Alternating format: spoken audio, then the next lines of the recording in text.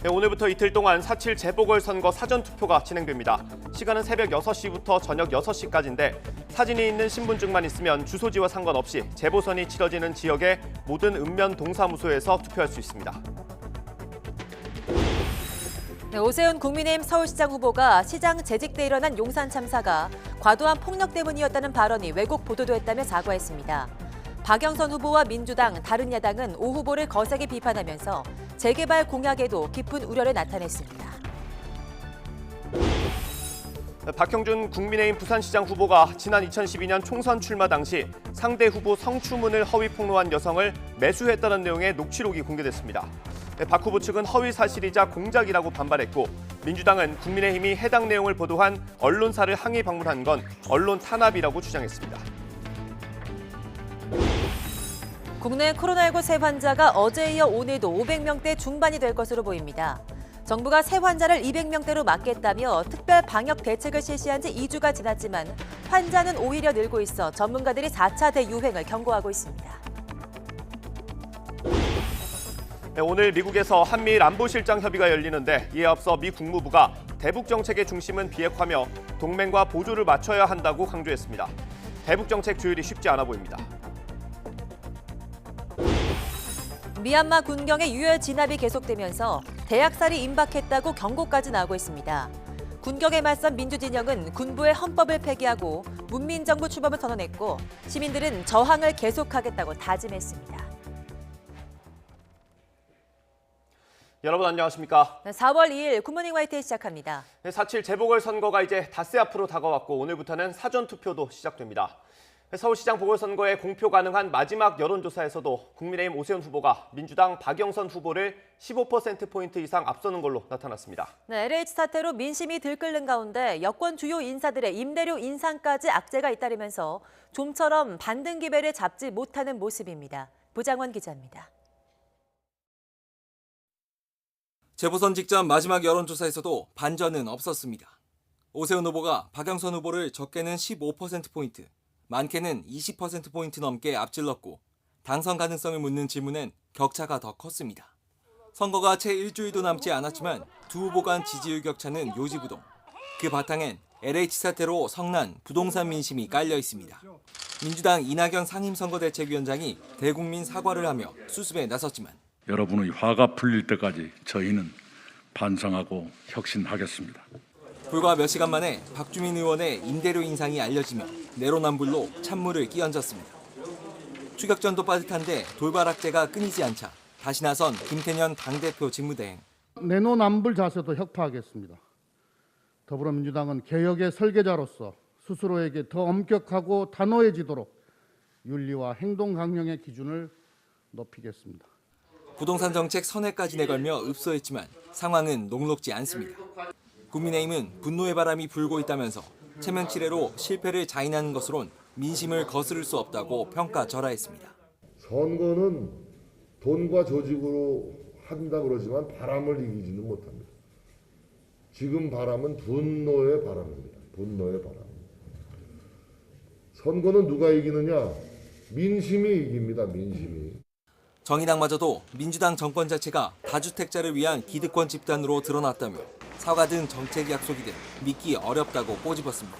추격전도 빠듯한데 악재까지 발목을 잡으면서 민주당 지도부의 속내는 타들어갑니다. 허리를 굽히며 내놓은 정책 변화 약속이 성남 민심을 돌려놓을지 아니면 분노의 바람을 거스르지 못할지 이제 그 결과는 여론의 추이가 공개되지 않는 남은 일주일에 달려 있습니다. YTN 부장원입니다. 네, 오늘 사전투표가 시작되면서 박영선과 오세훈 두 후보는 막판 유세에 총력을 기울이고 있습니다. 네, 박영선 후보는 청년들의 워라밸을 위해 주 4.5일제를 실시하겠다고 밝혔고 오세훈 후보는 강북 발전 계획의 하나로 성북구 개발 공약을 내놓았습니다. 들어보겠습니다.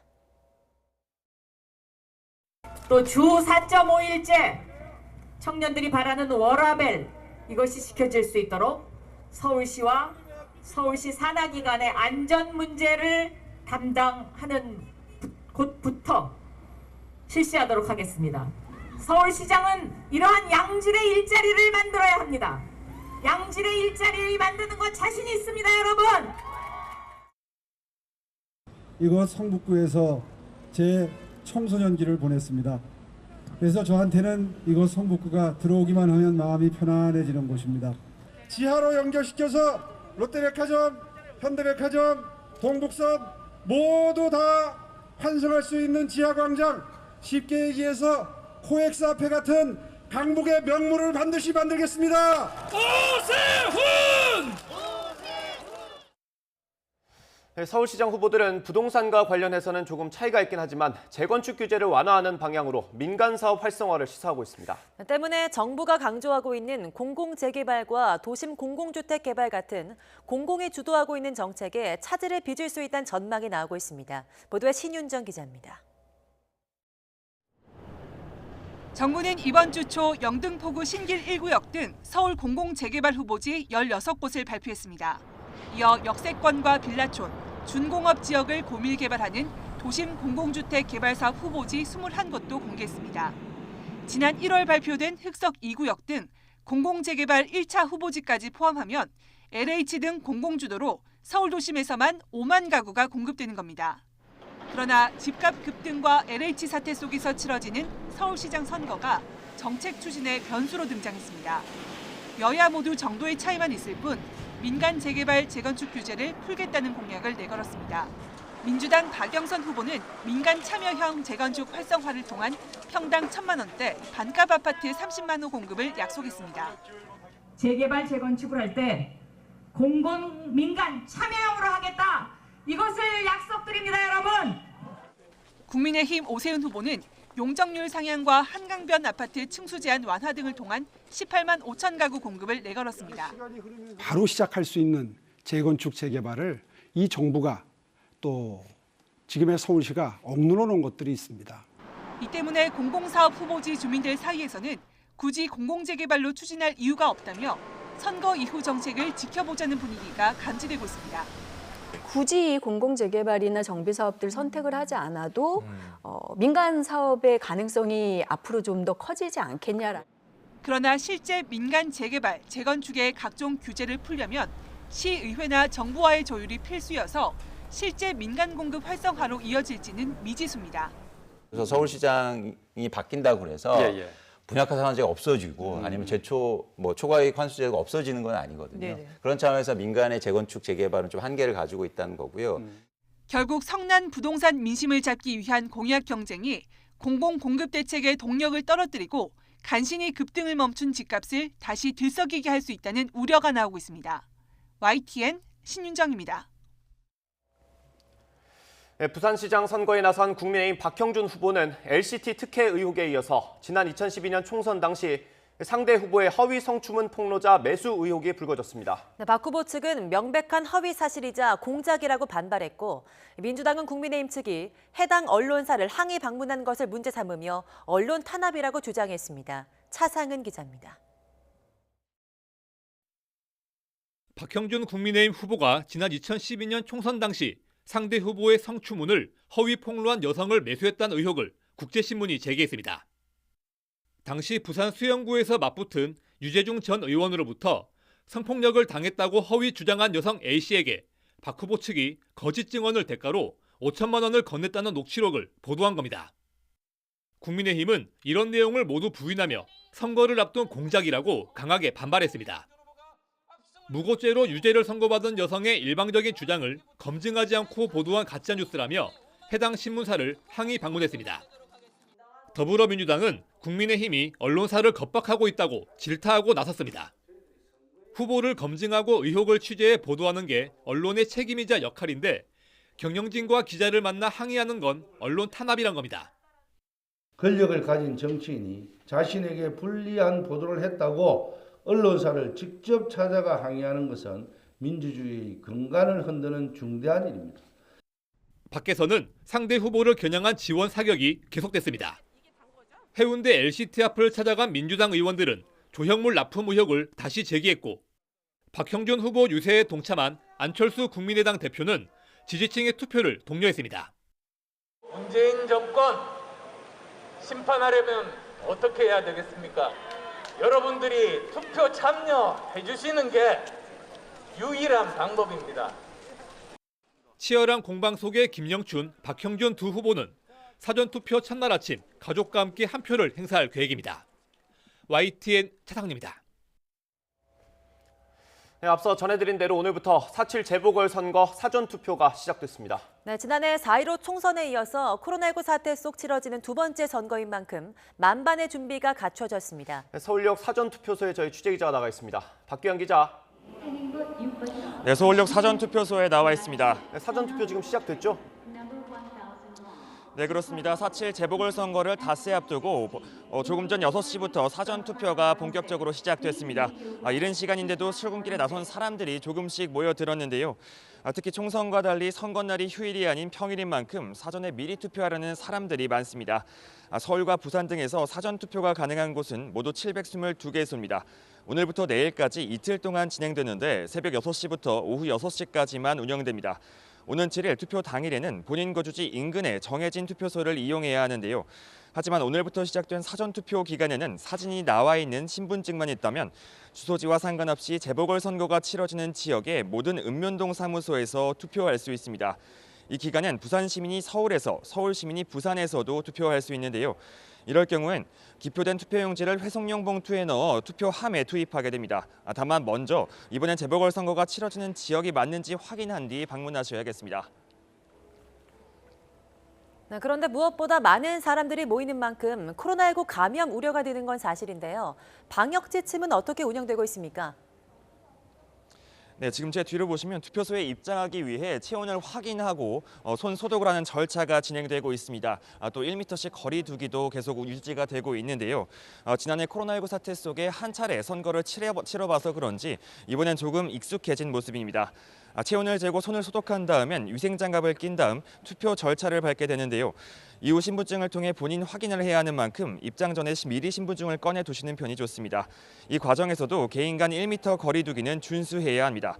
또 가장 중요한 마스크를 계속 착용하고 불필요한 대화를 자제해달라는 안내도 계속 이뤄지고 있습니다. 만약 이상 증세가 있다면 미리 마련된 임시 기표소를 이용할 수 있습니다. 코로나19 확진자나 자가격리자의 경우에도 거소투표나 사전투표 등 별도로 정해진 절차에 따라 한 표를 행사할 수 있습니다. 지금까지 서울역 사전투표소에서 YTN 박견입니다. 지난 총선에서는 사전투표가 민주당에 유리했다는 분석이 나오면서 국민의힘 일각에서는 조작 의혹까지 제기하기도 했습니다. 네, 하지만 이번엔 양상이 좀 다릅니다. 민주당뿐 아니라 국민의힘도 사전투표를 독려하고 있는데요. 그 이유를 김승환 기자가 보도합니다. 지난해 21대 총선 코로나19 여파에도 사전투표율은 역대 최고치인 26.69%를 찍었습니다. 그리고 선거 결과는 여당의 압승이었습니다. 승리의 기쁨에 앞서 무거운 책임감을 느낍니다. 더욱 겸손한 자세로 민심을 살피고 국난 극복을 위해 정부 여당에 힘을 실어주자는 여론이 사전투표로 나타났다는 평가가 나왔고 국민의힘 일각에선 조작 의혹을 제기하며 소송전으로 이어지기까지 했습니다. 하지만 1년이 지난 지금 상황은 달라졌습니다. 민주당뿐 아니라 우리 청년분들이 4월 2일과 3일에 있는 사전투표장으로 가기 위한 비행기를 날리겠습니다. 국민의힘도 사전투표를 독려하고 나선 겁니다. 사전투표하면 바뀐다. 물론 속내는 좀 다릅니다. 민주당은 특히 구청장과 지역구의원 대부분을 장악하고 있는 서울 지역 조직력을 믿고 있습니다. 또 여론조사에 안 잡힌 이른바 샤이 진보층이 결집하길 기대하고 있습니다. 국민 여러분과 함께 촛불을 들었던 그때의 그 간절한 초심으로 저희들이 돌아가겠습니다. 이번 금토요일 사전투표에 많이 참여해 주시기 바랍니다. 국민의힘은 LH 사태와 집값 상승 등 부동산 악재로 사전투표에 나설 젊은 층의 분위기가 지난해와 다르다는 데 기대를 겁니다. 선관위에 철저한 관리를 당부하면서 정권 심판론의 당위성을 강조해 사전투표에 대한 고정관념도 깨보자는 겁니다. 사전투표의 부정 가능성에 대해서 그런 우려하는 목소리가 있었습니다. 이번 선거를 계기로 사전투표에서도 우리가 꼭 승리하는 그런 이번 국민의당이 되었으면 좋겠습니다. 투표함을 열어보기 전까지 어느 쪽이 유리할지 장담할 수는 없지만 선거 때마다 높아지는 사전투표율이 이번 보궐선거의 승패를 가를 주요 가늠자가 될 것은 분명합니다. YTN 김승환입니다. 선거를 앞두고 갈 길이 바쁜 여권이 부동산 정책에서 엇박자를 보이고 있습니다. 최근 민주당이 부동산 정책 실패를 사과하고 규제 완화를 시사하면서 조금 방향을 틀었는데 청와대는 정책의 일관성을 강조했습니다. 분석도 해법도 다른 당청의 메시지가 혼란을 키우는 건 아닌지 우려됩니다. 나연수 기자의 보도입니다. 더불어민주당 박영선 서울시장 후보는 재차 정부의 부동산 정책을 꼬집었습니다. 정부가 저는 부동산 정책을 그렇게 잘했다고 생각하지 않습니다. 제가 서울시장이 되면 부동산 정책과 관련해서는 확실하게 달라질 거고요. 전날 이낙연 선거대책위원장도 사실상 부동산 정책 실패를 인정하고 대국민 사과까지 했습니다. 정부 여당은 주거의 현실을 제대로 보지 못했고 정책을 세밀히 만들지 못했습니다. 무한 책임을 느끼며 사죄드립니다. 민주당에서는 이미 무주택자에 대한 총부채 상환 비율, 주택담보대출 비율 추가 우대 혜택, 9억 원 이하 아파트 공시지가 인상률 제한 등 정책 수정안들이 나와 있습니다. 그러나 청와대 이호승 신임 정책실장은 지금은 주택정책의 일관성을 유지하는 게 매우 중요하다고 말했습니다. 최근 부동산 거래량이 많지 않고 매매가와 전세가 상승률이 떨어지는 등 서서히 정책 효과가 나타나고 있다는 겁니다. 선거를 앞두고 다양한 제안이 있지만 중앙정부와 광역지자체, 자치단체가 마음을 모아 시장 안정에 노력해야 할 시점이라고 여권 내 이견에 선을 그었습니다. 당청 간 온도차를 넘어 엇박자로도 읽힐 수 있는 대목입니다. 부동산 정책 실패를 인정하지 않는다는 뜻이냐는 질문엔 곤혹스러운 표정으로 한숨 지었습니다. 정책 담당자가 나와 부동산 정책의 성공과 실패를 말하기엔 그 내용이 복합적이라는 다소 애매한 답변이 돌아왔습니다. 이처럼 청와대와 민주당 사이 메시지 혼선이 생기면 결국 선거용 대책이라는 비판을 피하기 어렵습니다. 자칫 부동산 시장의 혼란을 초래할 수 있다는 점도 우려스럽습니다. YTN 나윤수입니다. 대규모 공급 대책에 보유세 부담이 겹치면서 부동산 시장 과열이 다소 누그러지는 모습입니다. 강남에 이어 마포와 강동구의 전셋값이 마이너스로 돌아섰고 서울의 집값은 5개월 만에 상승폭이 축소됐습니다. 김현우 기자의 보도입니다. 서울 마포구의 아파트 단지입니다. 지난 1월 전용 면적 84제곱미터짜리 전세가 10억 5천만 원에 실거래됐습니다. 지난달에는 1억 5천만 원 내려간 9억 원에 신규 계약됐습니다. 계절적 비수기에다 신규 물량 공급을 앞두고 안정세가 짙어지고 있습니다. 서울 아파트 전세값은 지난해 11월과 12월 0.14%에서 0.15%까지 높아졌습니다. 하지만 올해 들어오면서 오름폭이 줄며 진정되는 모습입니다. 특히 마포구의 이번 주 전세값은 0.01% 떨어지며 무려 90주 만에 하락 전환했습니다. 강동구 역시 지난해 2월 둘째 주 이후 59주 만에 마이너스를 기록했습니다. 서울 지역 1분기 입주 물량이 1만 가구 이상으로 많은 편이었고요. 특히 서울에서도 강동구와 마포에서의 입주 물량이 많았습니다. 또한 급등한 전세 가격 수준에 수요층들이 부담도 커지면서 전세 가격 수준이 일부 조정되는 분위기입니다. 이사 공급 대책과 보유세 부담 등이 겹치면서 서울 아파트 가격도 이번 주 0.05% 올라 상승폭이 소폭 축소됐습니다. 특히 공급에 대한 기대감이 높아지고 금리 인상 부담도 커지면서 매수세가 감소하고 있습니다. 아파트와 단독, 연립을 포함한 지난달 서울의 주택 종합 매매 가격은 0.38% 오르는 데 그쳐 5개월 만에 상승폭이 둔화했습니다. 전문가들은 집값 급등에 대한 우려가 공급 대책으로 다소 낮아지면서 부동산 시장이 심리적 안정을 찾아가고 있다고 분석했습니다. YTN 김현우입니다. 네, 코로나19 소식입니다. 국내 코로나19 확산 여파가 이어지면서 어제도 전국 곳곳에서 확진자가 잇따랐습니다.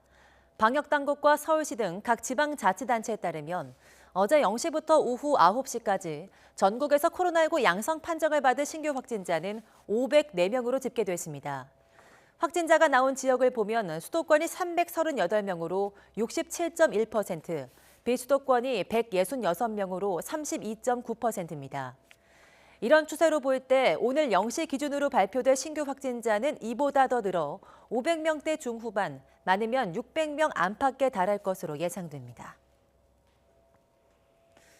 정부가 코로나19 신규 확진자를 200명대로 막겠다며 특별 방역 대책을 실시한 지 2주가 지났지만 확진자는 오히려 늘고 있습니다. 어제 발표된 신규 확진자는 551명으로 41일 만에 최대치를 기록했는데요. 많은 전문가들이 4차 대유행을 경고하고 있습니다. 보도에 박홍구 기자입니다. 지난달 14일 정세균 총리는 중앙재난안전대책본부 회의에서 이렇게 말했습니다. 정부는 우선 향후 2주간 하루 확진자를 200명대로 줄이기 위해 총력을 다하겠습니다. 정부는 그에 따라 백화점이나 쇼핑몰의 출입 인원을 통제하고 외국인 밀집 지역의 방역 관리를 강화하는 등 특별 방역 대책을 실시했습니다. 또 지난주에는 거리 두기를 유지하는 대신 방역 긴장도를 높이겠다며 복잡한 내용의 기본 방역 수칙을 발표했습니다. 영화관, PC방, 목욕장, 무도장 등에서는 음식물을 먹거나 마시는 행위, 공연장, 스포츠 경기장의 응원이나 함성을 지르는 행위는 하지만 신규 환자는 오히려 늘었습니다. 일평균 확진자는 2주 전 432명이었으나 지난주 439명, 이번 주는 474명입니다. 하루 확진자 551명은 지난 2월 19일 551명 이후 최대치입니다. 결국은 우리가 앞으로 2주가 더 중요하다라는 메시지를 너무 많이 드렸기 때문에 우리 스스로가 양측의 소년이 된 것이죠. 그래서 국민에게 어떤 메시지를 드린다고 하더라도 그 메시지가 잘 와닿지 않는 것이고요. 문제는 이번 확산세가 지난 3차 대유행과 비슷한 양상으로 전개되고 있다는 점입니다. 특별히 눈에 띄는 대규모 집단 감염도 없이 학교와 병원, 사업장 등 생활 곳곳에서 전파의 고리가 이어지고 있는 것입니다. 여전히 전국 곳곳에서 집단 감염이 발생하고 있어서 저희 방역당국 긴장감을 최고로 높여서 대응하고 있습니다. 전국적으로 유행을 특별히 주도하는 집단이나 시설이 특정화되지 않습니다. 방역당국은 검사량을 늘려 무증상 환자를 찾고 변이 바이러스의 국내 유입을 차단하는 데 주력해 4차 유행을 막겠다는 방침입니다. 하지만 전문가들은 4차 유행을 기정사실화하며 거리두기 체계 개편 등 사전 대비를 주문했습니다. 이제 4차 유행이 4월 말 5월 초에 온다고 하면 새로운 거리두기 체계를 개편하지 않은 상태에서 그러면 당국이 가지고 있는 대안은 다시 문을 닫게 하는 것밖에 없는데 네. 지난 3차 대유행 때는 하루 확진자 500명에서 1000명으로 가는데 20일이 채 걸리지 않았습니다. 4차 유행이 올 경우 확산 속도와 규모는 더 가파를 것으로 예상되는 만큼 여태까지와는 완전히 다른 특단의 대책이 필요해 보입니다. YTN 박홍구입니다. 최근 코로나19 확진 환자가 큰 폭으로 늘면서 현재 1.5단계인 부산 지역 거리두기가 오늘 정오부터 오늘 11일 자정까지 2단계로 격상됩니다. 부산시는 중대본과 협의하고 생활방역위원회 9군 의견을 수렴한 결과 격상을 결정했다고 밝혔습니다. 단계 조정에 따라 유흥주점과 단란주점 등 유흥시설 5종과 식당, 카페, 노래 연습장 등 일부 다중이용시설은 밤 10시 이후 영업이 제한됩니다. 종교활동의 경우는 좌석수 20% 이내로 제한되고 등교 수업은 밀집도 3분의 1 원칙으로 진행됩니다. 부산시는 최근 확진 환자가 늘면서 병상이 부족해질 상황에 대비해 운영을 중단했던 제3생활치료센터를 오늘부터 다시 운영하기로 했습니다. 세계 곳곳에서도 코로나19 감염자가 계속해서 증가하면서 재확산 조짐이 뚜렷해지고 있습니다. 백신 접종 속도가 애초 기대에 못 미치고 있고 전파력 강한 변이 바이러스 확산이 주요 원인으로 꼽히고 있습니다. 박상남 기자입니다. 지난해 말 백신 접종이 시작된 이후 신규 확진자가 꾸준히 줄던 미국에서 최근 확산세가 뚜렷한 것으로 나타났습니다. 지난달 30일 CNN 방송은 최근 일주일간 하루 평균 신규 확진자가 6만 5천여 명으로 한 주 전보다 22% 증가했다고 보도했습니다. 미 질병통제예방센터 국장은 영국발 변이 바이러스가 점점 더 퍼지는 상황에 우려를 표시했습니다. 유럽에선 프랑스가 4월 한 달간 다시 전국을 봉쇄하기로 했습니다. 최근 신규 확진자가 매일 4만 명씩 쏟아져 나오는 등 상황이 심각한 데 따른 것으로 전국적인 이동 제한령은 이번이 3번째입니다. Nous devons, pour les mois à venir, fournir chacun un effort supplémentaire. C'est cela ce que je nous demande collectivement ce soir. 독일에서도 변이 바이러스가 주도하는 3차 확산이 본격화하고 있습니다. 지난달 28일 신규 확진자 중 영국발 변이 바이러스 감염 비중은 88%에 달했습니다. 터키는 신규 확진자 수가 연일 역대 최고치를 기록하고 있습니다. 터키는 지난달 1일부터 주말 봉쇄를 해제하고 식당과 카페 영업을 재개했지만 신규 확진자 수가 급격히 늘어나자 이번 주부터 주말 봉쇄 조치를 재도입했습니다.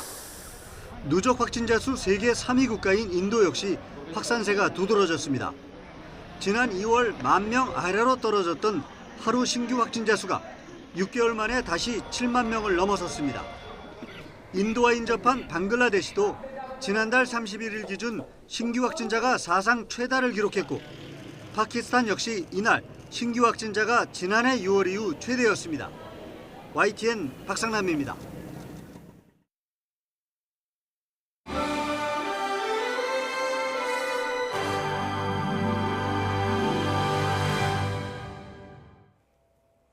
네, 오늘부터 이틀 동안 4월 7일 재보궐선거 사전투표가 진행됩니다. 시간은 새벽 6시부터 오후 6시까지입니다. 사진이 부착돼 신분증만 있으면 주소지와 상관없이 재보선이 치러지는 지역의 모든 읍면동사무소에서 투표할 수 있습니다. 유권자는 마스크를 착용하고 투표소에 들어가기 전 발열 체크와 손 소독을 한 뒤 비닐 장갑을 착용해야 합니다. 사전투표함은 선거일 당일 투표 마감 뒤 일반 투표함과 동시에 개봉됩니다. 차기 대권 주자로 거론되는 윤석열 전 검찰총장도 오늘 사전투표에 참여합니다. 윤석열 전 총장 측은 오늘 오전 서울 서대문구 남가자동 투표소에서 아버지인 윤기중 연세대 명예교수를 모시고 사전투표할 거라고 확인했습니다. 앞서 전해드린 것처럼 오늘부터 보궐선거 사전투표가 시작됩니다. 각 정당에서 만든 투표 독려 영상도 인터넷에서 화제가 되고 있습니다. 먼저 민주당 편입니다. 올해부터는 만 18살이 되는 2003년 4월 8일 이전 출생자도 투표에 참여할 수 있는데 옛 향수가 가득한 영상이 제작됐습니다. 민주당이 제작한 영상 잠시 보겠습니다. 근데 아저씨, 이걸 잘 뽑으려면 어떻게 해야 해요? 뽑기는 말이지. 먼저 잘 찍어야 돼. 잘 찍어야 하는 거구나.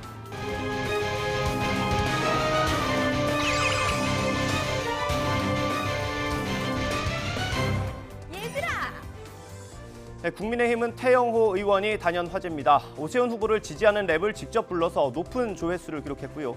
또 다소 엉성해 보이는 막춤도 눈길을 끌고 있습니다. Drop the beat.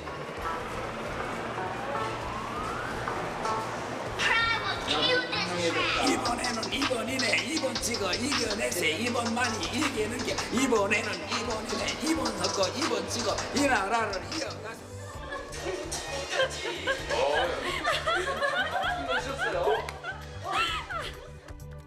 네, 이렇게 즐거워 보이지만 선거의 승자는 한 명뿐입니다. 후보나 캠프 모두 마음을 졸이고 있을 텐데 논란거리도 끊이지 않고 있습니다. 네, 박영선 후보 캠프 측은 평범한 대학원생으로 지원 유세 단상에 올랐던 20대 지지자로 시끄럽습니다. 이 지지자는 2030 청년들이 오세훈 후보를 지지하는 것은 거짓이라고 말하면서 분노한다 이렇게 밝혔습니다. 그런데 알고 보니까 최근까지 민주당 전국대학생위원회 대변인을 지냈던 걸로 확인이 됐습니다. 박영선 후보 측은 사전에 대학생위원회 조직을 파악하기 어려워서 인지하지 못했다 이렇게 해명을 했지만 국민의힘에서는 하다못해 평범한 시민 호소인까지 등장했다고 조롱했습니다. 오세훈 후보는 용산 참사를 언급하면서 논란에 휩싸였습니다. 이 토론회에서 과도하고 부주의한 폭력행위 진압을 위한 경찰력 투입으로 생겼던 사건이라고 말했는데 박영선 후보는 반성 없는 후보라면서 맹비난했습니다. 오세훈 후보는 진인은 아니라고 다시 해명했습니다. 그 과정에서 피해를 입으신 분들 정말 가슴 아프게 생각하고 책임감을 느낀다. 당시의 시장으로서. 그리고 정말 이런 일이 다시 일어나지 않도록 하는데 최선의 노력을 다하겠다 하는 취지의 말씀을 드렸고요. 어제 오세훈 후보가 관훈 토론에서 본인이 서울시장이던 2009년에 발생한 용산 참사에 대해서 임차인들의 폭력적 저항이 참사의 본질이다라고 언급한 부분, 이 부분은 10년 전에 그 실패한 시장에서 단 하나도 변화된 것이 없는 그러한 본인의 생각을 드러낸 것이다라고 생각합니다. 밀어붙이기식 재개발을 추진했던 당시 시장으로서 현재 시장 후보로서의 반성적 인식이 심각하게 결여된, 이것은 언어 폭력이다. 박영선, 오세훈 두 후보는 사전투표 첫날인 오늘도 투표 동료와 함께 유세를 이어갑니다. 박영선 후보는 종로구청에서 배우자와 함께 사전투표를 하고 동대문과 남대문, 강북 일대를 돌면서 거리 유세를 벌이고 YTN 정치 인터뷰 당당당에도 출연해 주요 공약을 설명할 예정입니다. 오세훈 후보는 선거 당일에 투표할 예정인데요. 마포구 상암동 일대에서 뚜벅이 유세를 하고 김종인 비상대책위원장과 국민의당 안철수 대표, 나경원, 금태섭 전 의원과 함께 양천구 시장 순회에 나섭니다. 정치 참여자로서의 나를 드러내고 투표를 독려하는 인증샷. 투표의 의미와 재미를 더하는데요. 하지만 코로나 시대에 이루어지는 투표라 예전보다 제약이 많아졌습니다. 투표 인증샷. 어디까지 가능한지 살펴볼까요? 자, 먼저 투표용지를 찍거나 기표소 안에서 찍는 사진은 금지라는 거 다들 아시죠? 대신 특정 후보의 선거 벽보 앞에서 인증사진을 찍거나 엄지척, V 같은 특정 기호를 연상시키는 포즈로 찍는 건 괜찮습니다. 투표도장 인주가 찍힌 손등을 찍어서 올리는 경우도 많은데요. 여기서 주의가 필요합니다.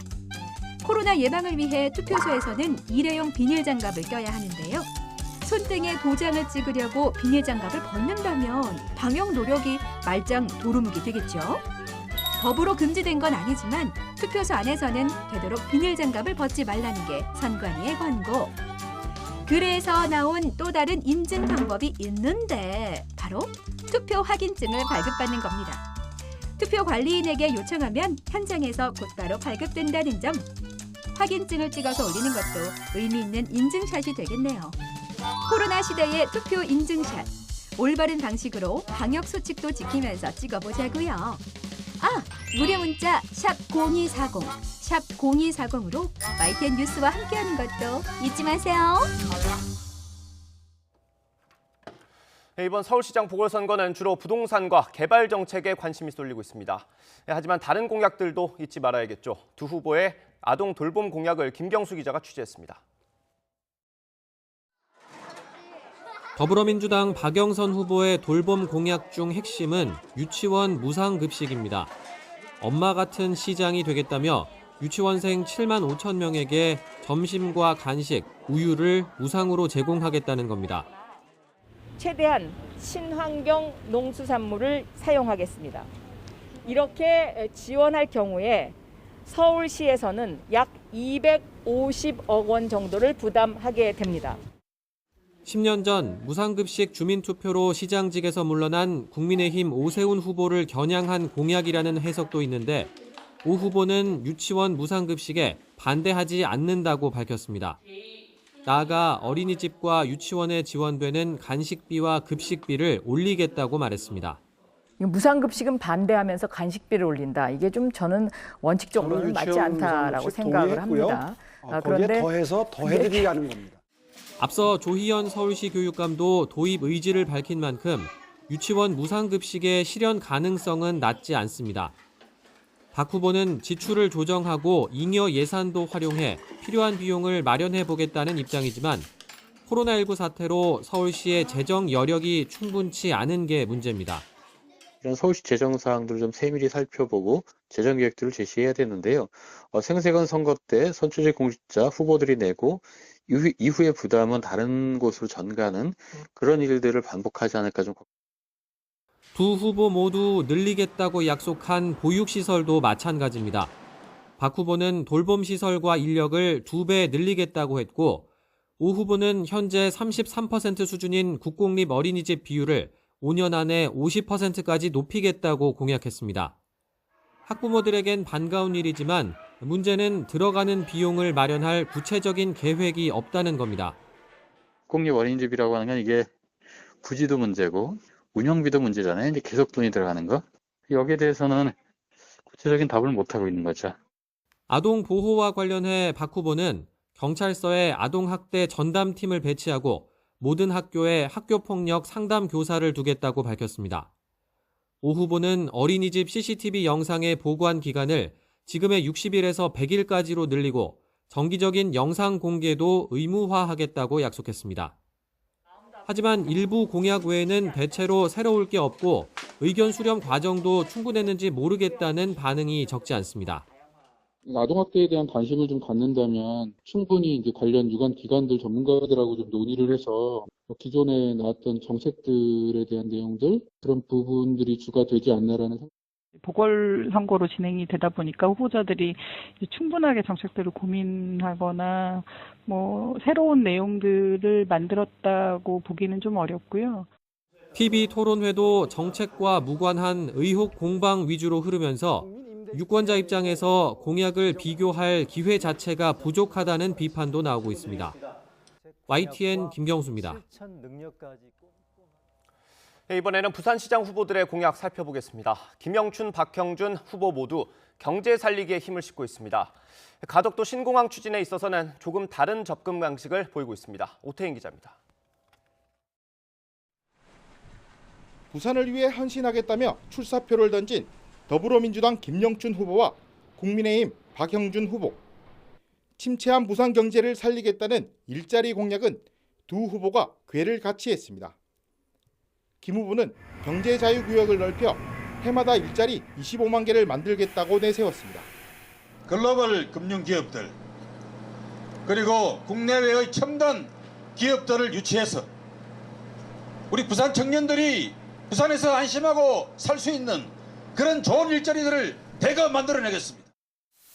박 후보는 산학협력으로 청년 일자리를 만들고 4차 산업 일자리를 늘리겠다고 공약했습니다. 사람과 기업과 돈이 함께 선순환하는 이런 도시를 우리가 반드시 만들어야 되고 그 도시를 제가 반드시 만들겠습니다, 여러분. 가덕도 신공항을 적극적으로 추진한다는 의견은 같지만 접근 방식은 조금 달랐습니다. 김 후보는 가덕도 공항 조기 착공과 완공을 강조했고 제1호 공약은 가덕 신공항을 조기 착공, 조기 완공하겠다는 겁니다. 2029년까지 공항을 완공해서 2030년에 세계 엑스포를 치르겠다는 겁니다. 박 후보는 가덕도와 도심을 연결하는 초고속철도 어반루프를 만들겠다고 공약했습니다. 가덕도 공항과 직접 연결을 하고 북한을 관광 메카로 만들어서 이 원도심 상권을 비롯해서 이 지역 주민들의 삶의 질을 크게 높여놓겠습니다. 부동산 정책은 엇갈렸습니다. 김 후보는 지역별 균형 공급, 공공주도 개발에 초점을 맞췄고 박 후보는 재개발 재건축 규제 간소와 민간주도 개발을 강조했습니다. 김 후보와 박 후보가 내세운 공약을 실현하려면 각각 9조와 6조 원이라는 막대한 예산이 필요합니다. 다음 지방선거까지 남은 임기는 단 1년. 짧은 임기에 풀어가기에는 어려운 공약이 선거용으로 그치지 않고 실현될 수 있을지 주목됩니다. YTN 오태인입니다. 네, 수에즈 운하를 막아선 초대형 컨테이너선 에버기브노. 피해액이 무려 70조 원으로 추산되는데요. 수에즈 운하 당국이 10억 달러, 우리 돈으로 1조 1천억 원의 배상금을 청구하겠다고 밝혔습니다. 보도에 이동환 기자입니다. 수에즈 운하 당국은 이번 사태로 이집트의 평판이 손상돼 마땅히 배상금을 받아야 한다고 주장했습니다. 운하 통행료 손실과 준설과 인양 작업으로 인한 운하 파손, 장비와 인건비 등을 고려할 때 10억 달러, 우리 돈 1조 1천억 원 정도를 배상금으로 받아야 한다는 입장입니다. 그러나 어느 곳에 배상금을 청구할지는 밝히지 않았습니다. 에버기브노의 선사는 타이완의 에버그린이지만 선주는 일본의 쇼웨이 기센이고 선적은 파나마입니다. 선사인 에버그린은 기자회견에서 보상금 지급을 요구받을 일은 거의 없을 것이라고 주장했습니다. 수에즈 운하 중간 비턱 호수로 애인된 에버기브노에선 사고 원인 조사가 진행되고 있습니다. 항해 데이터 기록 장치 분석 등에 최소 일주일은 걸릴 것으로 전해졌습니다. 수에즈 운하 당국은 사고 원인 조사가 끝나고 배상금이 원만히 합의되면 에버기브노가 운항을 계속할 수 있지만 소송으로 이어지면 배와 35억 달러로 추정되는 화물 모두 이집트를 떠날 수 없다고 말했습니다. 수에즈 운하의 운항은 빠르게 정상을 되찾아가고 있습니다. عبرت قناة السويس حتى الآن 194 سفينة بإجمالي حمولات صافية قدرها 12 مليون طن بداية من مساء يوم الاثنين وحتى أمس الأربعاء ومن المقرر أن يعبر القناة يوم الخميس إن شاء الله 87 سفينة. 하지만 개통 전에 420여 척의 배가 통과를 기다리며 대기 중이었기에 정체 현상은 다음 주에나 풀릴 전망입니다.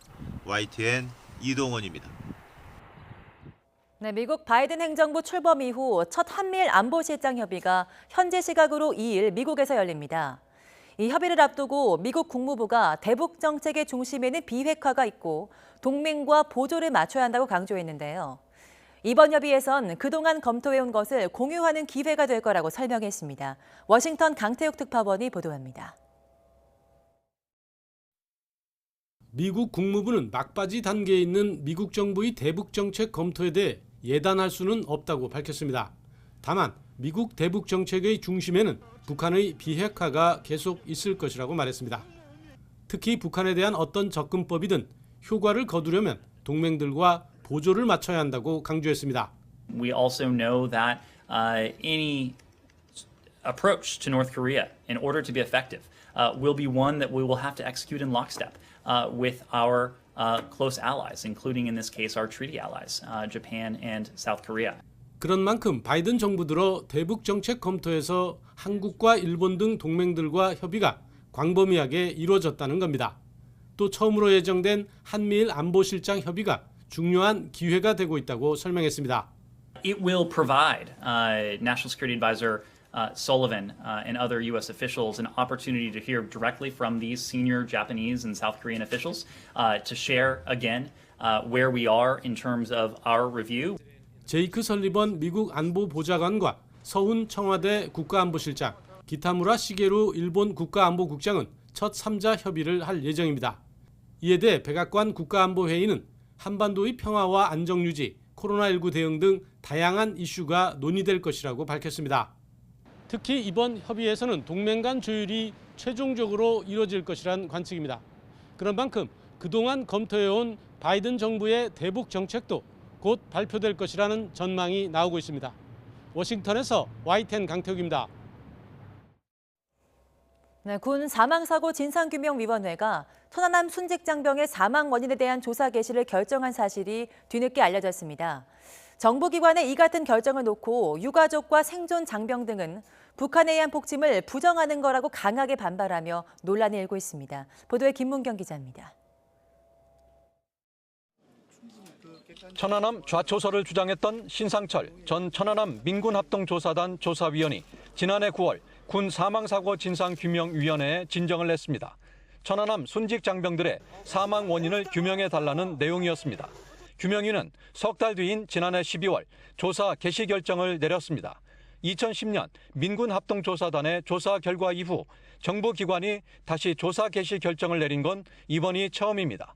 우리 위원회에서 조사 개시 결정을 할 이유는 그 위원회 구성원들 사이에 각하 사유가 명확하다고 의견 일치가 이루어지지 않는 경우에는 일단 그 조사 개시 결정안으로 위원회에 상정을 합니다. 천안함 생존 장병과 유가족, 최원일 전 함장 등은 강하게 반발했습니다. 이들은 규명위를 찾아 사건 진행을 즉시 중지하고 사과문을 발표할 것과 청와대의 입장 표명, 유가족과 생존 장병에 대한 사과 등을 요구했습니다. 하루 동안 지켜본 뒤 조치를 취하지 않으면 강력 대응하겠다고도 밝혔습니다. 규명위는 조사 개시 결정을 내렸지만 본격적인 조사가 언제 이뤄질지는 정해지지 않았다고 해명했습니다. 일각에서는 규명위가 장병들을 사망에 이르게 한 천안함 침몰 원인을 규명할 수 있는 능력을 갖췄는지 의문도 제기됩니다. 논란이 일자 규명위가 긴급회의를 소집하면서 각하 가능성이 거론되는 가운데 국방부는 천안함은 북한에 의한 폭침이라는 민군 합동조사단의 조사 결과를 신뢰한다고 강조했습니다. YTN 김문경입니다. 네, 인천 을왕리 해수욕장 인근 도로에서 음주운전하다 치킨 배달을 하던 50대 가장을 치어 숨지게 한 혐의로 재판에 넘겨진 운전자 A씨에게 징역 5년의 실형이, 동승자 B씨에게는 집행유예가 선고됐습니다. 재판부는 A씨가 제한 속도를 20km나 초과해 역주행해서 피해자가 사망하는 중대한 결과를 초래했고 피해자 가족들로부터 용서받지도 못했다며 양형 이유를 설명했습니다. 하지만 재판부는 B씨에 대해선 A씨가 스스로 음주운전을 하기로 마음먹은 것이지 B씨의 강요나 교사로 음주운전을 하게 된 건 아니라고 보고 음주운전 방조 혐의만 인정했습니다. 흐린 하늘 아래 오늘도 동쪽과 서쪽의 기온차가 크겠습니다.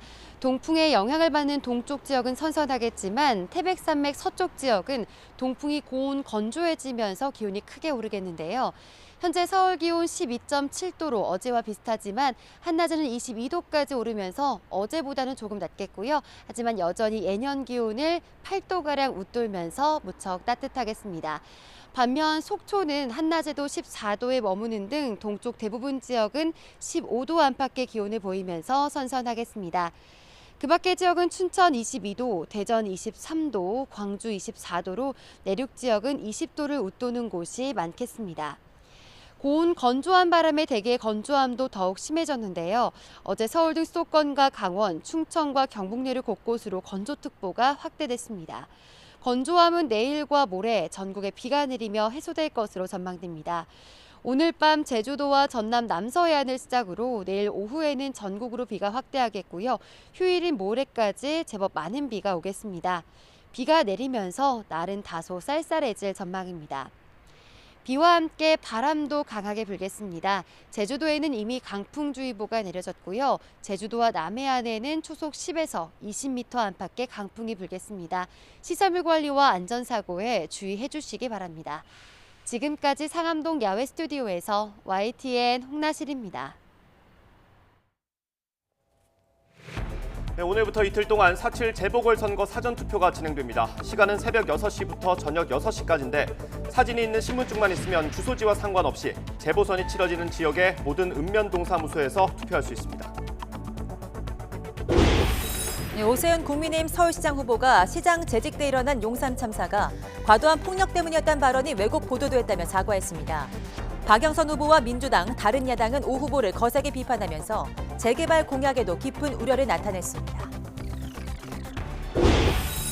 네, 국내 코로나19 새 환자가 어제에 이어 오늘도 500명대 중반이 될 걸로 보입니다. 정부가 새 환자를 200명대로 막겠다며 특별 방역 대책을 실시한 지 2주가 지났지만 환자는 오히려 늘고 있어서 전문가들이 4차 대유행을 경고하고 있습니다. 오늘 미국에서 한미일 안보실장 협의가 열리는데 이에 앞서 미 국무부가 대북 정책의 중심은 비핵화며 동맹과 보조를 맞춰야 한다고 강조했습니다. 대북 정책 조율이 쉽지 않아 보입니다. 네, 굿모닝 YTN 이어갑니다. 4.7 보궐선거 사전투표가 오늘 새벽 6시부터 시작됐습니다. 네, 사전투표의 경우 선거 구민이라면 선거가 있는 모든 지역구에서 투표할 수 있습니다. 네, 부산 지역 연결해서 상황 알아보겠습니다. 김종호 기자. 네, 부산 연산육동 행정복지센터 4층에 마련된 사전투표소에 나와 있습니다. 네, 평일이라서 유권자가 많진 않을 것 같은데요. 이 투표는 좀 순조롭게 진행되고 있습니까?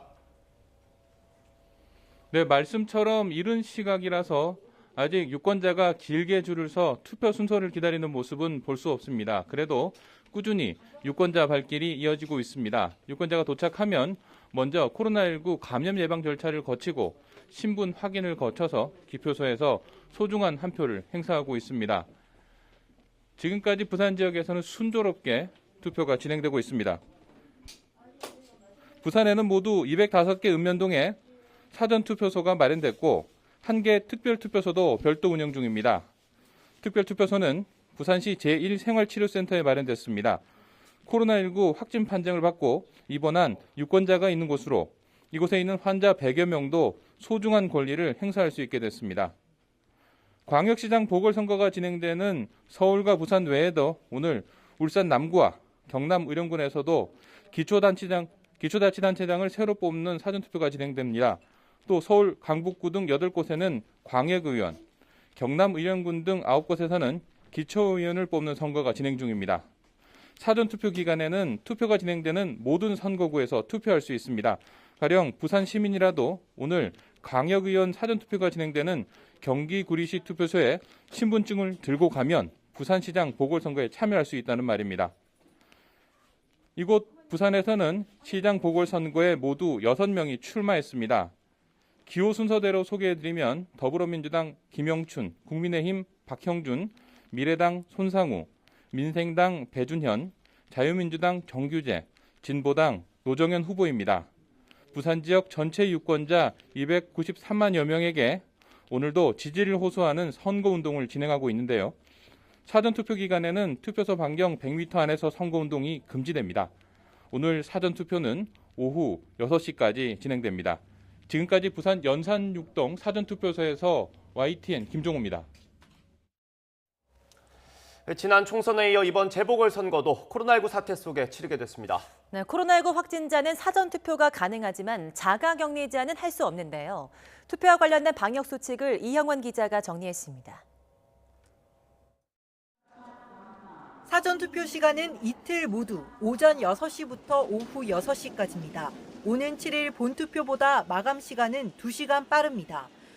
확진자는 거소투표나 사전투표를 할 수 있습니다. 병원이나 생활치료센터에서 우편으로 한 표를 행사하는 거소투표는 지난달 20일까지 이미 별도 신청을 받았습니다. 신청 기한을 놓쳤다면 생활치료센터 입소자에 한해 사전투표가 가능합니다. 서울 5곳, 부산 1곳의 생활치료센터에 특별 사전투표소를 설치하고 4월 3일에 운영합니다. 해당 생활치료센터 내 코로나19 확진자는 물론 의료 지원 인력도 사전투표가 가능합니다. 자가격리자도 거소투표 신청을 했다면 가능하지만 사전투표는 할 수 없습니다. 오는 7일 본투표만 가능한데 전날 오후 6시까지 격리 전담 공무원에게 유선으로 신청해야 합니다. 외출 직전까지 발열이나 호흡기 증상이 없어야 하고 일반 유권자 투표가 끝난 저녁 8시 이후 한 표를 행사하게 됩니다. 자신의 자동차나 도보로 오후 8시 전까지 투표소에 도착을 하셔야 되고요. 다른 선거인이 투표를 모두 마친 8시 이후 임시기표소로 이동해서 투표를 하시게 됩니다. 투표할 때는 누구나 마스크를 써야 합니다. 혹시 모를 감염을 막기 위해 손 소독 뒤 비닐장갑을 쓰고 최소 1m 이상 거리 두기를 유지해야 합니다. YTN 이영훈입니다. 한국방송협회 산하 방송사 공동예측조사위원회는 출구조사를 시행한다고 밝혔습니다. 지상파 방송 3사는 입소스 주식회사, 코리아 리서치 인터내셔널, 한국 리서치 등 3개 조사기관에 의뢰해서 당일 오전 6시부터 오후 7시까지 서울 50개, 부산 30개 투표소에서 투표자 약 14,000명을 대상으로 조사할 예정입니다. 투입 조사원은 약 360명이며 출구조사 결과는 선거 당일 오후 8시 15분에 방송 3사를 통해 공표됩니다. 이번 조사는 코로나19 상황을 고려해서 응답자에게 손 소독을 실시하고 발열 여부를 확인하는 등 방역 대책에 따라 시행됩니다. 용산 참사가 폭력을 진압하다가 발생했다는 국민의힘 오세훈 서울시장 후보의 발언을 두고 후폭풍이 거셉니다. 네, 오세훈 후보는 발언이 왜곡 보도됐다면서 거듭 사과했지만 민주당과 다른 야당은 오 후보를 거세게 비판하면서 재개발 공약에도 깊은 우려를 표했습니다. 최하영 기자가 보도합니다. 논란이 된 발언은 오세훈 후보를 초청해 열린 관훈 토론회에서 나왔습니다. 이 사고는 과도한 그리고 부주의한 폭력 행위를 진압하기 위한 경찰력 투입으로부터 생겼던 사건입니다. 이에 용산 참사의 원인을 임차인 폭력 탓으로 돌린 것 아니냐며 비판이 쏟아졌습니다. 오 후보는 YTN 대담에 출연해 발언이 일부만 보도돼 왜곡됐다면서도 그 전체 말씀을 다 보도하면 전혀 오해의 소지가 없습니다. 저항이 있었고 거기에 좀 성급하게 부주의하게 좀 과도하게 경찰력을 투입하는 바람에 생겼던 사고였다. 가슴 아프게 생각하고 책임감을 느낀다며 거듭 사과했습니다. 하지만 박영선 후보는 공세의 고삐를 더욱 당겼습니다. 예정된 유세 일정까지 바꾸고 용산 참사 현장에 세워진 추모 전시관을 찾아갔습니다. 밀어붙이기식 재개발을 추진했던 당시 시장으로서 현재 시장 후보로서의 반성적 인식이 심각하게 결여된 이것은 언어폭력이다라고 생각을 하고 있습니다. 민주당은 오 후보의 재개발 재건축 공약이 사람보다 포크레인을 우선할 것이라고 비판했습니다. 정의당도 오 후보의 재건축 재개발 구상을 우려하며 개발 독재 시절의 망령이 서울시장의 자격일 수 없다고 밝혔습니다. 필요에 따라 여차하면 다 밀어버릴 수 있다는 군부 독재의 모습을 우리는 2021년 서울시정에서 마주하게 될 것입니다. 오세훈 후보가 용산 참사 발언에 대해 거듭 사과하며 수습에 나섰지만 속도전을 예고한 재개발 재건축 공약까지 우려를 낳고 있습니다. YTN 최하영입니다. 경제정의 실천 시민연합이 여야 서울시장 후보들의 공약 평가 자료를 내고 공약이 실현되면 서울은 온통 공사판이 될 거라고 비판했습니다. 경실련은 더불어민주당 박영선 후보와 국민의힘 오세훈 후보의 주요 정책이 부동산과 도시개발에 집중됐고 경제, 일자리, 복지 분야의 비중은 적다며 우려를 나타냈습니다. 그러면서 환심을 사기 위한 선심성 개발 대책은 결국 부동산 가격을 폭등시키는 촉매제로 작용할 거라고 평가했습니다. 더불어민주당 김태년 대표 직무대행은 월세 인상으로 논란을 빚은 박주민 의원에게 공개 경고를 보냈습니다. 허영 대변인은 김 직무대행이 박 의원에게 전화해서 당 차원의 강한 경고를 전달했고 자성을 촉구했다고 말했습니다. 이에 박 의원은 박영선 서울시장 후보 캠프 홍보 디지털 본부장직에서 사임한다고 밝혔습니다. 4.7 보궐선거 여론조사 공표 금지 전 마지막 여론조사에서 서울과 부산 모두 국민의힘 후보가 20%포인트 이상 앞서는 걸로 나타났습니다. JTBC가 리얼미터에 의뢰해서 그제까지 이틀 동안 조사한 결과 오세훈 후보가 57.1%, 박영선 후보가 36.1%로 오세훈 후보가 20%포인트 이상 앞섰습니다.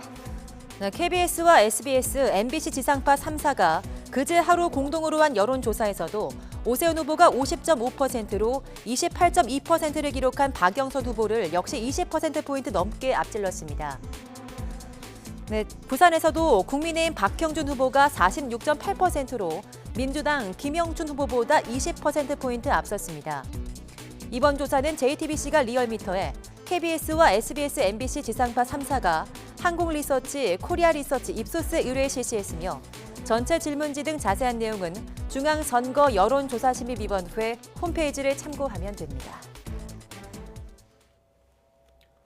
미국에서는 투표권을 제한하는 새 법안이 급증한 걸로 나타났습니다. NBC 방송은 47개 주가 투표권 제한을 고려 중이며 가장 먼저 법을 도입한 조지아주를 비롯해서 아이오와, 아칸소, 유타주는 입법이 이미 마무리됐다고 보도했습니다.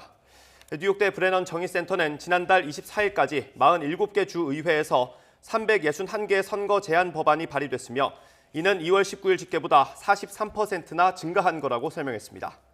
NBC는 대부분 법안이 공화당 주도로 이뤄지고 있으며 코로나19 확산으로 지난해 확대된 우편 투표를 타깃으로 한다고 전했습니다. 퇴직한 교정 공무원의 땅 투기 의혹과 관련해 경찰이 대전교도소를 압수수색했습니다. 대구에서도 공공주택지구 땅 투기 의혹으로 LH 사업단을 압수수색하는 등 경찰이 전방위로 수사를 확대하고 있습니다. 이상곤 기자입니다. 경찰이 대전교도소를 압수수색했습니다. 교도소 복직과 사무실에서 대전교도소 이전 부지 선정 관련 서류와 컴퓨터 파일 등을 확보했습니다. 경찰은 전직 교정공무원 A씨의 자택도 압수수색했다고 밝혔습니다. 지난해 퇴직한 A씨는 대전교도소에서 시설 관리를 총괄하는 간부급 교도관이었습니다. 그런데 지난 2017년 12월 교도소 이전 부지 발표가 나오기 서너 달 전에 A씨의 아내가 일대 땅 1,800제곱미터를 사들여 투기 의혹이 제기됐습니다. 해당 토지는 개발제한구역인 농지로 지금은 나무들만 심겨 있습니다. 기지국자는 맹지아니 말하자면 전혀 몰랐지. 교도소에서 자기가 근면되는 거면 내가 알 수 있어. A씨가 교도소 이전 관련 업무를 총괄했던 만큼 내부 정보를 이용해 부인 명의로 땅을 샀는지가 수사의 핵심입니다. 대구 연호 공공주택지구 투기 의혹과 관련해서도 경찰 수사가 본격화했습니다. 대구경찰청은 경북 경산에 있는 LH 대구 동부권 보상사업단을 압수수색했습니다. 앞서 경찰은 김대건 대구 수성구청장 부인이 연호지구가 지정되기 전인 지난 2016년에 밭을 매입했다가 4년 만에 매각한 일을 두고 수사를 진행해왔습니다. 또 권영진 대구시장 선거캠프 인사가 연호지구에서 부동산 투기를 한 의혹이 제기돼 내사를 벌이고 있습니다. 경찰은 이번 압수수색이 특정 대상이나 혐의를 염두에 둔 건 아니고 그동안 제기된 의혹을 확인하기 위해 기초자료를 수집하는 차원이라고 설명했습니다. YTN 이상곤입니다. 국민권익위원회가 오늘부터 한 달 정도 더불어민주당 소속 국회의원 174명과 가족, 직계 좀비 속 등 모두 817명의 부동산 거래를 전수조사합니다. 조사 범위는 정부 합동조사단의 전수조사 범위와 같은 3기 신도시 지역과 언론에서 의혹을 제기한 사안, 권익위가 접수한 공직자 투기 행위 신고건입니다. 권익위는 조사 결과 투기 의혹이 있다고 판단되면 신속하게 특별수사본부에 수사를 의뢰하고 조사를 마친 뒤 결과를 발표하기로 했습니다.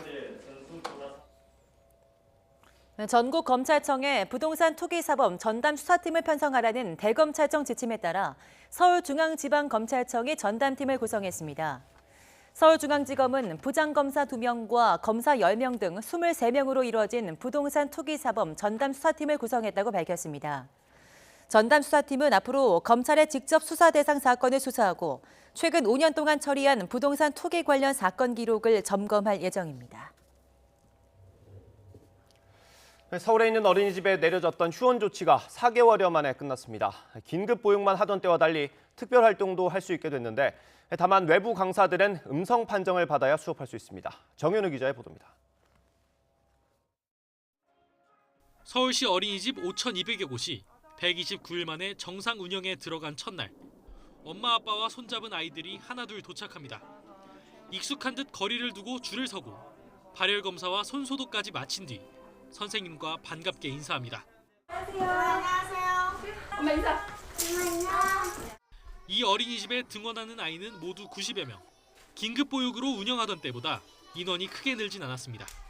서울시 전체로도 긴급 보육 때 등원 인원은 전체의 87%로 정상 개원 때와 큰 차이가 없었습니다. 휴원 기간에도 그래도 긴급 보육을 이용할 수 있어서 아이는 계속 어린이집에 다니고 있었고요. 선생님들도 다 출근하시니까 불편함 없이 이용은 했던 것 같아요. 다만 그동안 감염 우려로 실시하지 않았던 특별 활동을 진행할 수 있게 됐습니다. 음악이나 미술 수업, 교구 활동 등 다양한 체험을 할 수 있게 되는 겁니다. 반기는 학부모도 있지만 외부 강사들이 방문하는 수업에 우려하는 목소리도 나옵니다. 이런 보육시설 통해서 교육도 잘 받고 새로운 체험들도 많이 하고 그러면 또 나름 즐겁고 재밌게 생활할 수 있지 않을까 생각해요. 아직 코로나가 완전히 끝나지 않은 상태에서 그걸 한다는 건 불안한데 일단 그분들도 어린이집을 다니면서 하는 선생님들이다 보니 이제 아무래도 개인 방역 지침을 잘 준수해서 하지 않을까 해서. 이런 이유로 당분간 특별 활동을 미루거나 온라인으로만 진행하겠다는 어린이집도 적지 않습니다. 저희는 아직 지금 좀 확산되는 기미도 있고 그래서 조금 약간 저 개인적인 생각은 좀 보류하고 있다가 더 좀 편안해지면 좀 꺾이면 할 계획입니다. 올해 들어 전국 어린이집과 유치원에서 발생한 집단 감염은 36건, 모두 635명이 확진된 상황.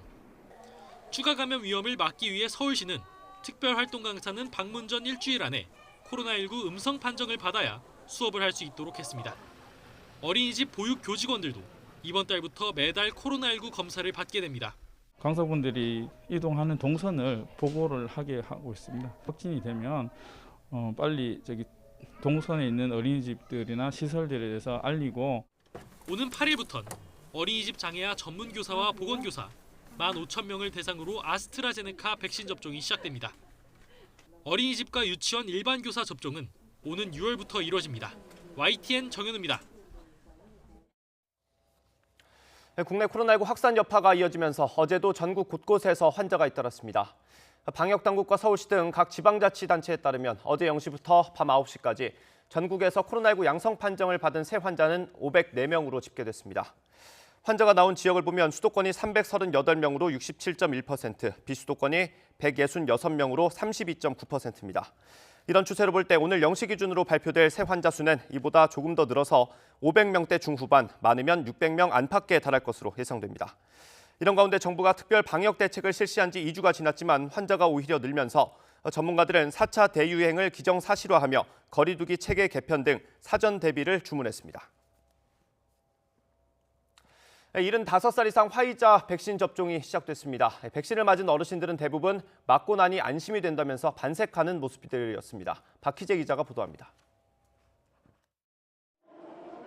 한 80대 어르신이 창구로 이동해 접종을 진행합니다. 긴장하지 마세요. 네, 놀게요. 따끔해요. 만 75세 이상 대상자들이 화이자 백신을 맞는 모습입니다. 전국 46곳에 마련된 지역 예방접종센터에는 이른 아침부터 접종이 본격적으로 시작됐습니다.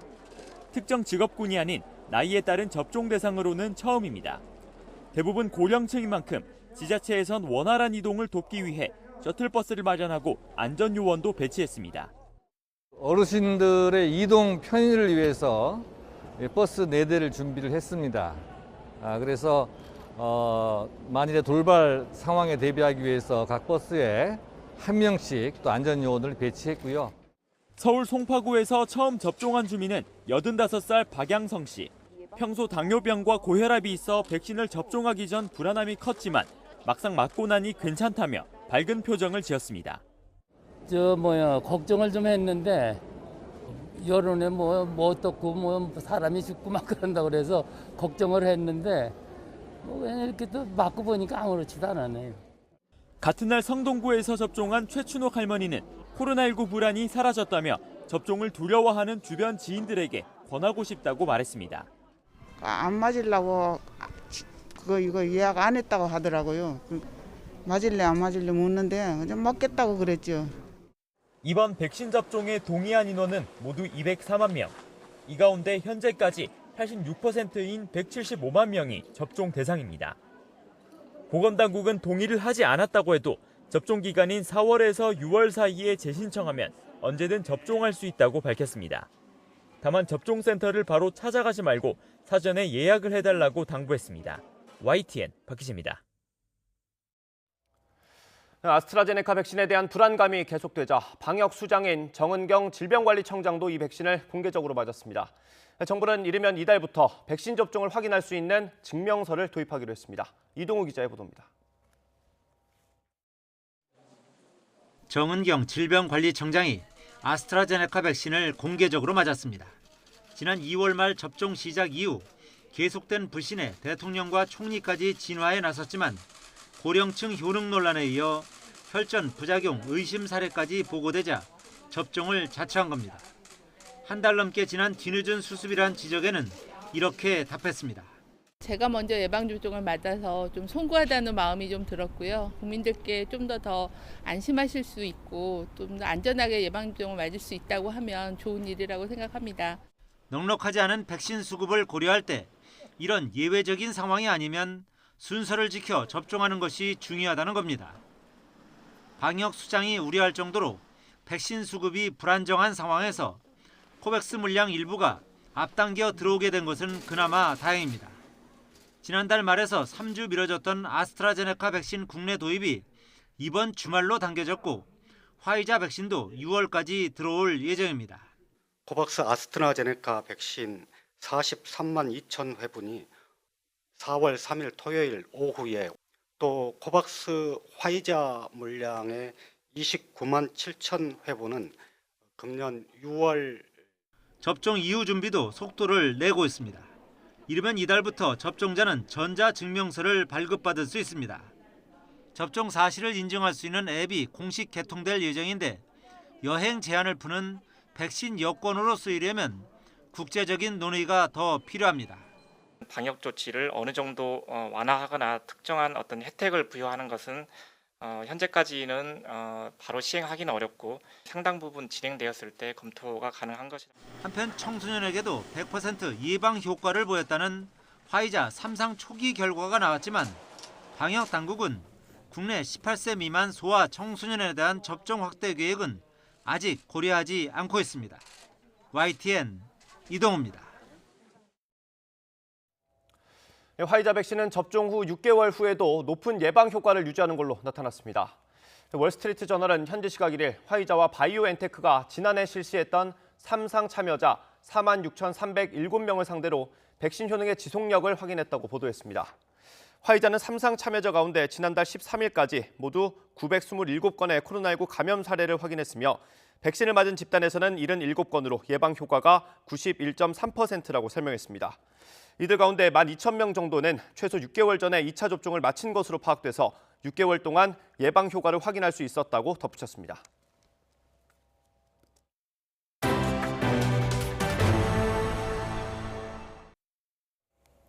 미국 바이든 행정부 출범 이후 첫 한미일 안보실장 협의가 현지 시각으로 2일 미국에서 열립니다. 이 바이든 정부의 대북 정책 최종 결정에 어떤 영향을 미치게 될지 관심이 집중되고 있습니다. 차정윤 기자입니다. 미국 현지 시각으로 2일 한미일 3자 안보실장 회의가 워싱턴 인근 메릴랜드에 있는 미 해군 사관학교에서 열립니다. 바이든 미 행정부 출범 이후 3개국 안보사령탑의 첫 동시 만남입니다. 이번 회의의 핵심은 바이든 정부의 대북 정책 공개를 앞두고 핵심 당사국인 한미일의 입장을 조율하는 데 있습니다. 미국은 앞서 열린 2+2 회담에서 한국과의 완전히 조율된 대북 전략을 강조한 상황. 그러나 곳곳에서 한미 간 견해차가 분명한 부분이 드러나는 만큼 얼마나 완전한 조율이 이뤄질 수 있을지는 미지수입니다. 우리 정부는 일단 미국을 상대로 최대한 우리 입장을 설득한다는 계획입니다. 종전 선언 문제에 대해서는 북한도 많은 관심을 갖고 있는 것으로 우리가 알고 있기 때문에 미국도 좀 더 긍정적으로 검토해 주기를 우리가 기대를 하고 있는 것입니다. 앞서 서훈 청와대 국가안보실장이 워싱턴이 아닌 뉴욕을 먼저 방문한 이유도 우리의 입장을 설득하고 북미 비공식 채널을 점검하기 위한 차원으로 분석됩니다. 이번 3자 회의가 끝난 뒤에는 미국과 일본 안보실장과의 개별 접촉도 이뤄집니다. 복잡하게 얽혀있는 미중 관계 속에서 미국은 한미 동맹 강화 의지를 재확인함과 동시에 우리 정부의 쿼드 참여를 압박할 가능성도 있습니다. 한일 양자협의에서는 최근 일본 교과서 역사 왜곡 문제를 비롯해 대립이 첨예한 강제 동원 배상과 위안부 문제, 도쿄올림픽을 계기로 한 남북미 대화 재개 구성까지 여러 가지 현안이 논의될 전망입니다. 이번 한미일 안보실장 협의는 3국의 안보사령탑이 직접 만나 대북 전략을 논의한다는 것 자체만으로도 의미가 있습니다. 하지만 각국의 이견이 생각보다 클 경우 그만큼 대북 전략의 완전한 조율도 어려워질 수 있습니다. YTN 차정윤입니다. 한미일 안보실장 협의를 앞두고 미국 국무부가 북한의 비핵화가 미국 대북 정책의 중심에 있을 것이며 북한에 대한 어떠한 접근법도 효과를 거두려면 동맹들과 보조를 맞춰 이루어져야 한다고 말했습니다. 네드 프라이스 국무부 대변인은 브리핑에서 조 바이든 행정부가 진행해온 대북 정책 검토와 관련한 질문에 이같이 말했습니다. 프라이스 대변인은 한미일 안보실장 협의에 대해선 한국과 일본의 고위 관리들의 입장을 듣고 생각과 관점을 공유할 기회가 될 거라고 말했습니다. 정의용 외교부 장관이 한중 외교장관 회담을 위해 오늘 오후 중국으로 출국합니다. 정 장관은 오늘 저녁 푸젠 성샤면시에 도착해 내일 오전 왕이 중국 외교부 장과 회담하고 오찬을 함께합니다. 이번 회담에서는 한반도 문제와 양국 간의 실질 협력 확대, 정상을 포함한 고위급 교류의 활성화 방안을 논의하겠다고 정 장관은 밝혔습니다. 이달 말로 예상되는 한미일 외교장관 회담을 앞두고 한일 외교당국자가 5개월 만에 마주 앉았습니다. 위안부와 강제동원 등 양국 핵심 현안과 관련해 소통을 계속하기로 했지만 이번 협의에서도 입장차를 좁히지 못한 것으로 보입니다. 도쿄에서 이경아 특파원이 보도합니다. 5개월 만에 이뤄진 한일 외교당국자들의 대면 협의는 4시간 만에 끝났습니다.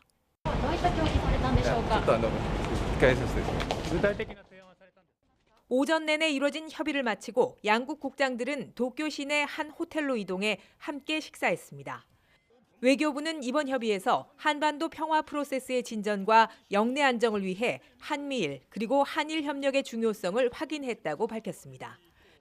또 위안부와 강제동원 등 현안 해결을 위해 일본 측이 보다 성의 있는 자세를 보일 필요가 있음을 강조했다고 덧붙였습니다.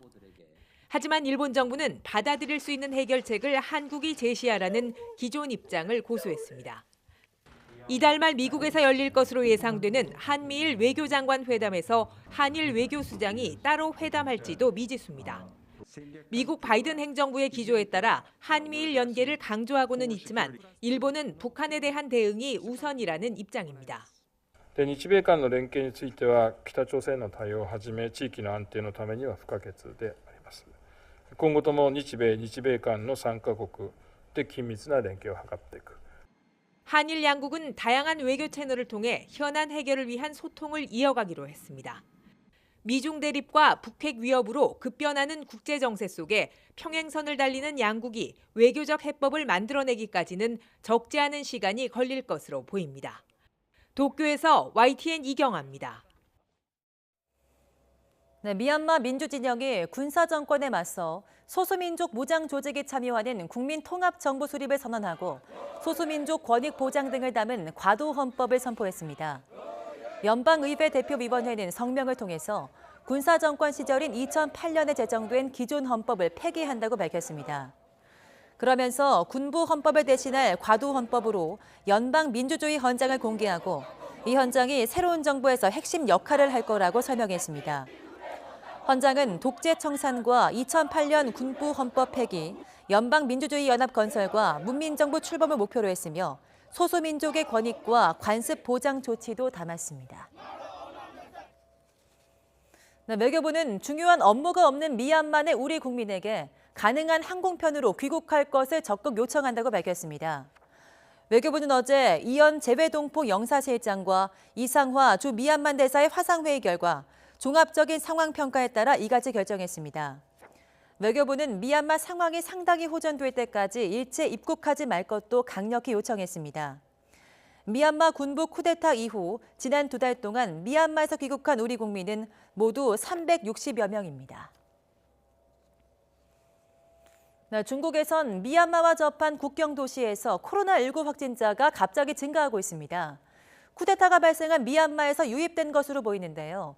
중국은 국경 지역의 주요 관문을 폐쇄했습니다. 베이징에서 강성욱 특파원이 보도합니다.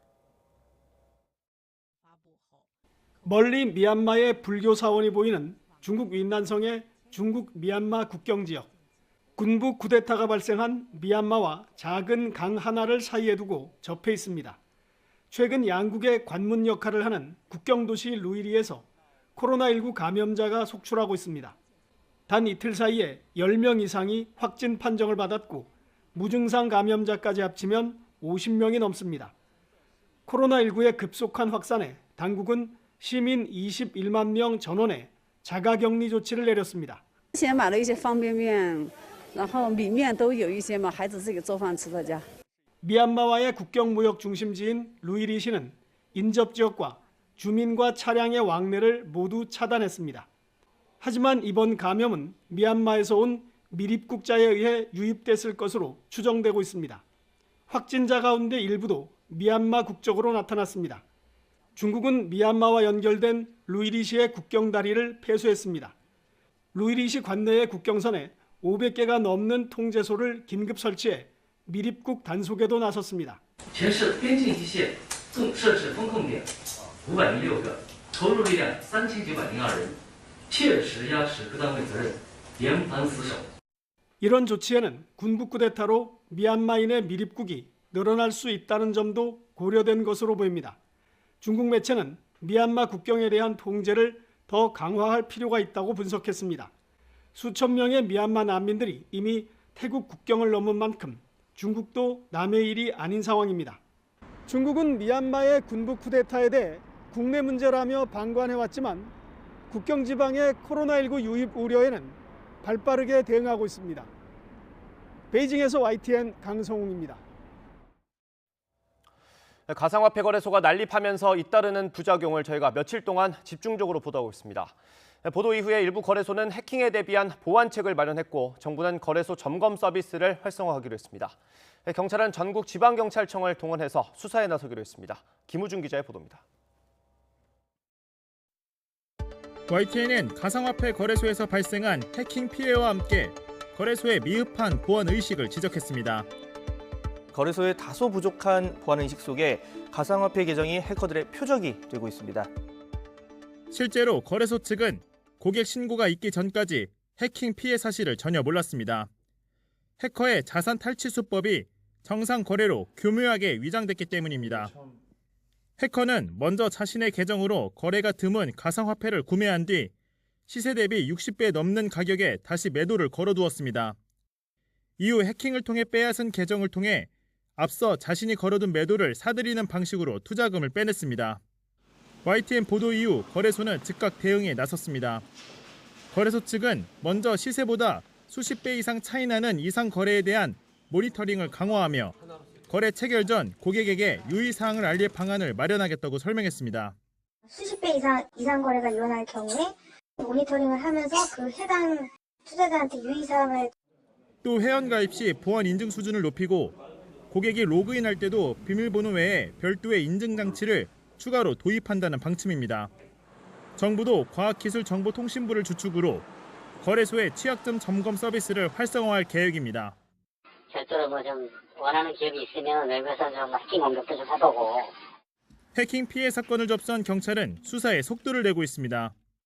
경찰청 관계자는 YTN 보도 이후 전국 경찰서의 피해 접수 현황을 살펴본 결과 피해자가 서울, 경기, 제주, 경남 등 전국에 퍼져 있는 만큼 일선 경찰서가 아닌 지방청 차원에서 수사할 방침이라고 설명했습니다. 또 조만간 강제 수사 전환 여부도 결정할 것으로 보인다고 덧붙였습니다. YTN 김우준입니다.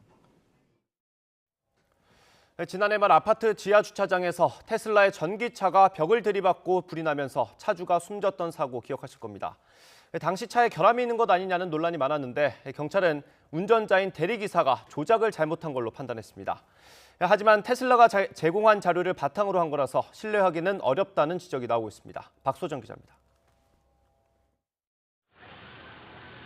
테슬라 모델 X 전기차가 아파트 주차장 벽을 들이받은 뒤 불이 난 사고 직후 대리기사 최모 씨는 빠져나왔지만 조수석에 있던 차주는 숨졌습니다. 최 씨는 갑자기 차가 통제되지 않아 벽을 들이받았다고 진술했습니다. 사고 원인 조사에 들어간 경찰이 넉 달 만에 내린 결론은 대리기사의 운전 미숙.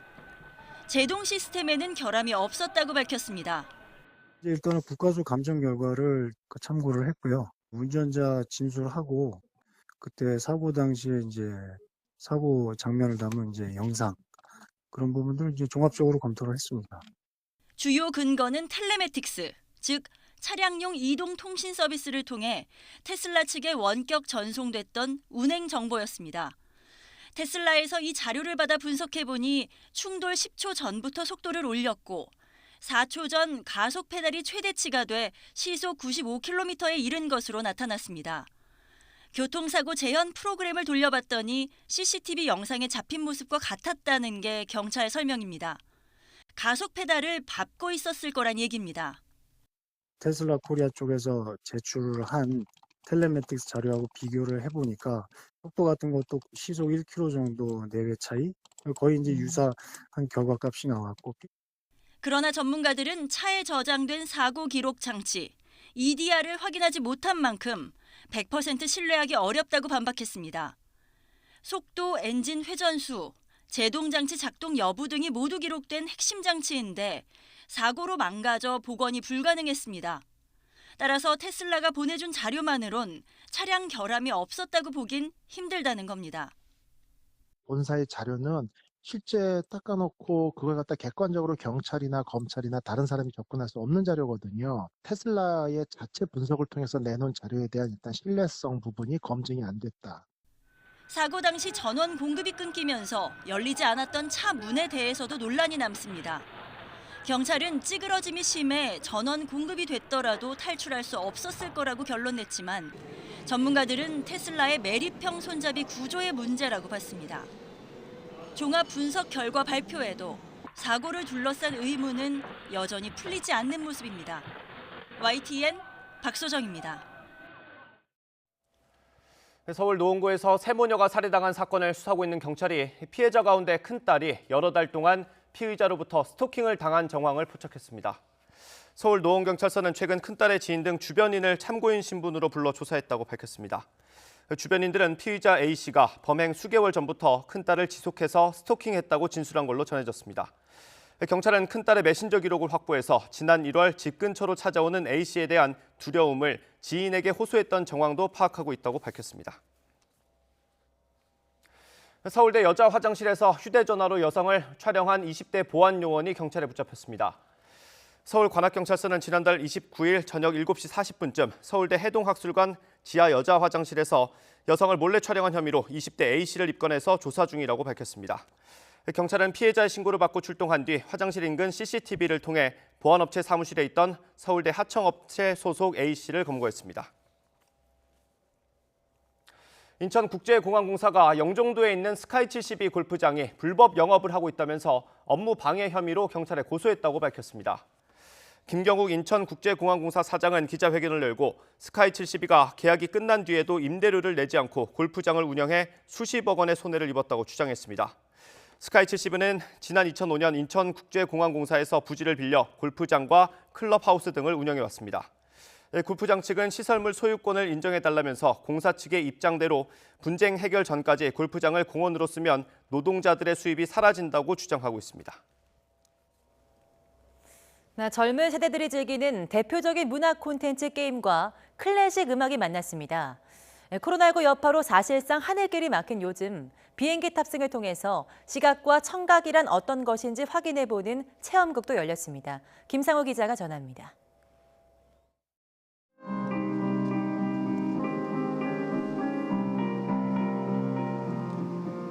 매달 1억 명 이상이 플레이하는 온라인 게임 리그 오브 레전드, 이른바 롤. 롤의 다양한 인물의 이야기가 쥐자의 손끝에 따른 선율과 함께 전개됩니다.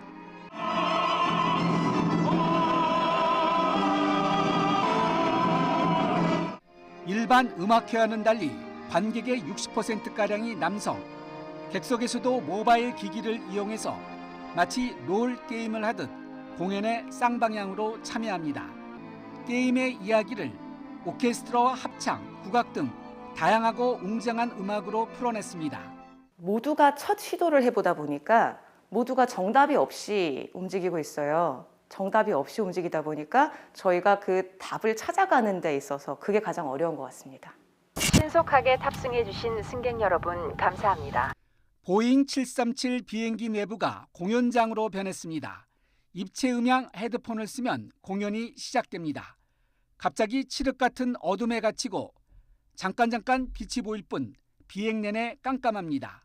바닥이 흔들리고 엔진 소리도 커지고 악이 우는 소리 등 비명도 들립니다.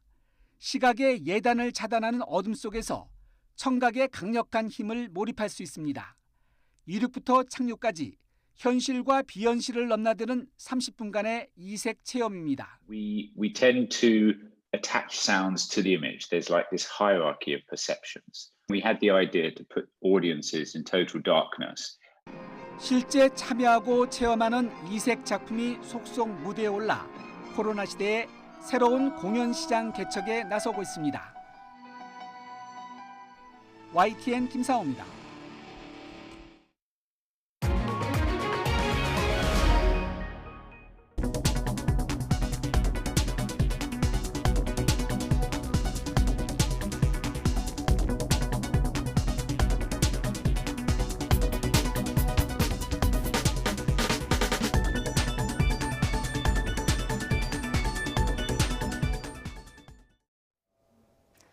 오늘도 서쪽 지방을 중심으로 예년보다 따뜻한 날씨가 이어지겠습니다. 오늘 서울의 한낮 기온은 22도로 예년 기온을 8도나 크게 웃돌겠는데요.